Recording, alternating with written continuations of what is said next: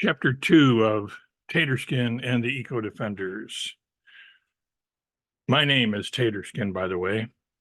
I am what is called a Labrador Retriever, but I don't know why, as I have never retrieved a Labrador in my life. I don't even know what a Labrador is. I do retrieve tennis balls, though, especially when they are thrown into the lake. There are a few things better than fetching tennis balls thrown into a lake. I could do that all day long. Albert got me when I was a puppy. He named me Taterskin because he thought my coat looked like the skin of a potato. It was a compliment, he told me, because in Idaho, potato is a thing of beauty. So he says anyway. I think the main reason he likes the look of them is because he loves to eat them.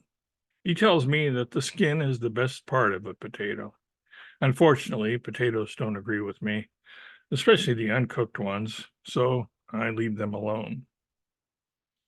Anyway, friends, I already told you about Draco, the bearded dragon. She's a type of lizard, in case you didn't get that from what I was saying earlier.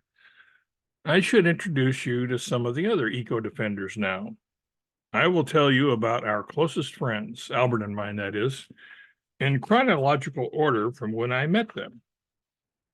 After Draco came Yuki. His legal name is Ulysses Calyptus, but everybody calls him Yuki. He is a koala bear. He's not really a bear, though. He's more like a wombat. If you don't know what a wombat is, it's kind of like a sloth. If you don't know what a sloth is, well, I don't know what to tell you.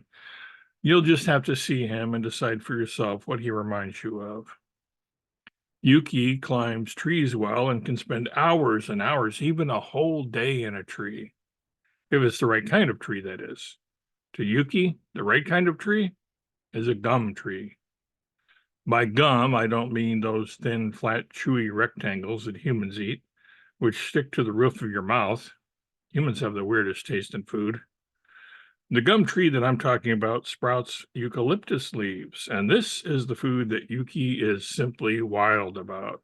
He likes eating eucalyptus leaves as much as I like chasing tennis balls, maybe more even.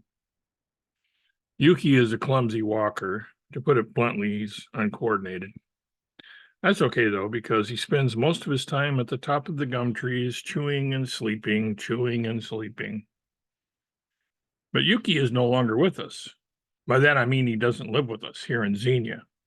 He had to go back to Australia because, you guessed it, he missed his gum trees. Too much. If you could say he absolutely pined for his gum trees.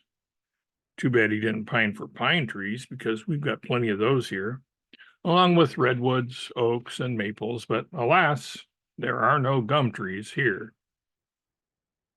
The other three of our best animal friends who were living here with us at the time the story begins were Stripes, Marmalade, and Thumper.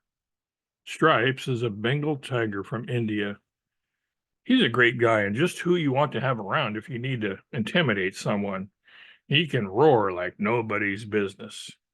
He makes my angriest, loudest growl sound like a soft throat grumble. He's somewhat of a loner, but he does enjoy having Marmalade hang out with him. Marmalade, by the way, is an orange tabby, a kitten. She joined us when we were in Switzerland, dropping off a lady named Marianne Trieste Trench, now Trieste Collenborn, as you will find out later. I didn't know Marianne that well at the time, but she was a security expert, whatever that is. I guess based on the word, a security expert is someone who is secure in the knowledge that they used to be pert, but are no longer pert. I don't know for sure, though. Marmalade thinks that she looks like a smaller version of Stripes, so she calls him her big brother. It makes sense that they look somewhat alike, as they have a distant relative in common, or so they tell me. Some people are surprised that I, a dog, get along so well with Stripes and Marmalade, who are cats. But that old superstition about dogs and cats not getting along is an old husband's tale.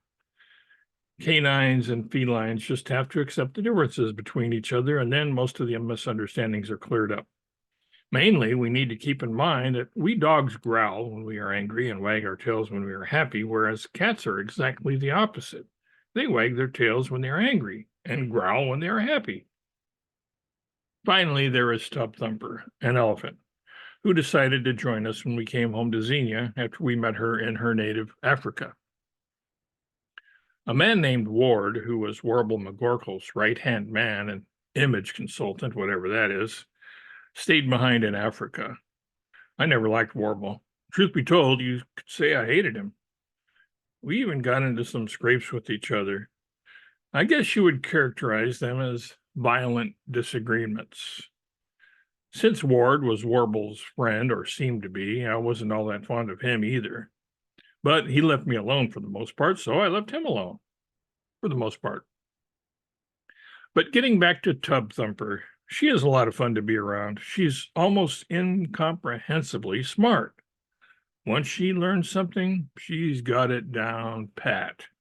She's friendly, too. She eats mostly grass and hay and stuff like that, which nobody minds. But when she gets into Albert's and other people's gardens and decimates their carrot crop, she becomes pachyderm non grata.